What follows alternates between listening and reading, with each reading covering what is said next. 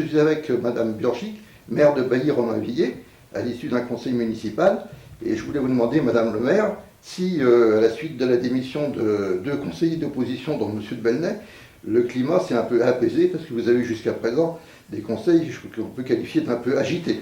Oui, alors, vous faites bien de le dire. En fait, vient de se tenir le premier conseil municipal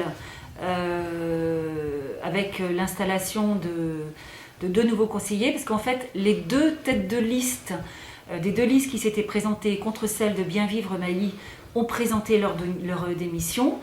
Donc pour la liste 100% Bailly, c'est Monsieur de Bellnay qui a démissionné, et nous avons installé Monsieur Dutrio. A été évoqué à cette occasion que Monsieur de Bellnay en fait s'est trouvé confronté avec une difficulté de cumul de mandats, puisqu'il est aujourd'hui sénateur, conseiller départemental, et il était conseiller municipal. Il ne pouvait conserver que 2 de ces 3 mandats. Donc il a fait le choix, comme il l'avait fait en 2017, le scénario est exactement le même, de démissionner du conseil municipal de Bailly-Romainvilliers. Je rappelle que cette démission a également entraîné sa démission au conseil communautaire de Val d'Europe. Et c'est René Chambaud, qui est conseiller municipal de la liste 100% Bailly, qui a été invité à participer au dernier conseil communautaire, a priori auquel il n'a pas pu se rendre, mais il sera le nouveau conseiller communautaire de Bailly-Romainvilliers. Et puis par ailleurs, Madame Inta Leiman, qui était tête de liste de la liste Europe Écologie Les Verts, a également envoyé sa lettre de démission.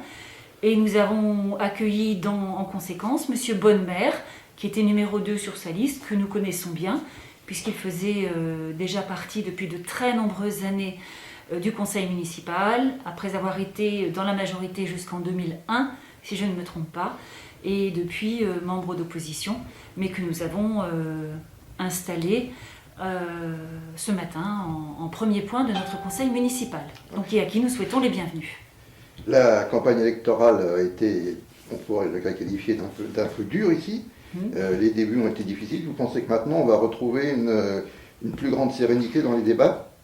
Alors, le fait que les deux têtes de liste ne soient plus là pourrait peut-être le laisser présager, notamment parce qu'une des deux têtes de liste, lors du dernier conseil municipal, avait tenu des propos qu'on pourrait qualifier vraiment d'outranciers, avec des comportements qui ne correspondaient pas à la tenue d'un conseil municipal, à s'asseoir sur la table, voilà, des choses comme ça. J'appelle de mes voeux le fait que cette outrance n'ait plus sa place au sein du conseil municipal.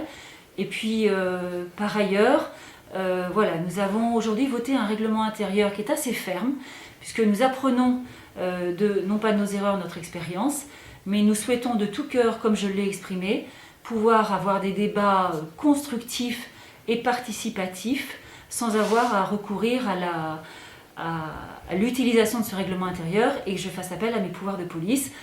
Aujourd'hui n'en a pas été un bon exemple, puisque les membres de l'opposition, dans leur très grande majorité, ont été extrêmement présents dans leurs propos et questionnant beaucoup de choses, remettant beaucoup de choses. Ça fait partie du débat. Nous avons quand même eu un conseil municipal qui a duré 3 heures et pour lequel il n'y avait que 15 points à l'ordre du jour. Je tiens à le rappeler. Et puis par ailleurs, ils ont eu, comme le public n'était pas là, à l'exception des représentants de la presse, et que je n'avais pas fait le choix de tenir ce conseil à huis clos, ils se sont à la fin, ils ont profité pour exprimer un certain nombre de questions, et je les en remercie, puisque les questions qu'ils ont posées m'ont permis de partager des informations que je ne me serais pas permise de partager, puisqu'elles n'étaient pas à l'ordre du jour du conseil. Mais on peut espérer que les prochains conseils seront peut-être plus apaisés, et qu'il nous faudra peut-être moins de 3 heures pour étudier 15 points, et d'ailleurs ça a été dit par un des représentants de la liste d'opposition, qui étaient des points particulièrement techniques.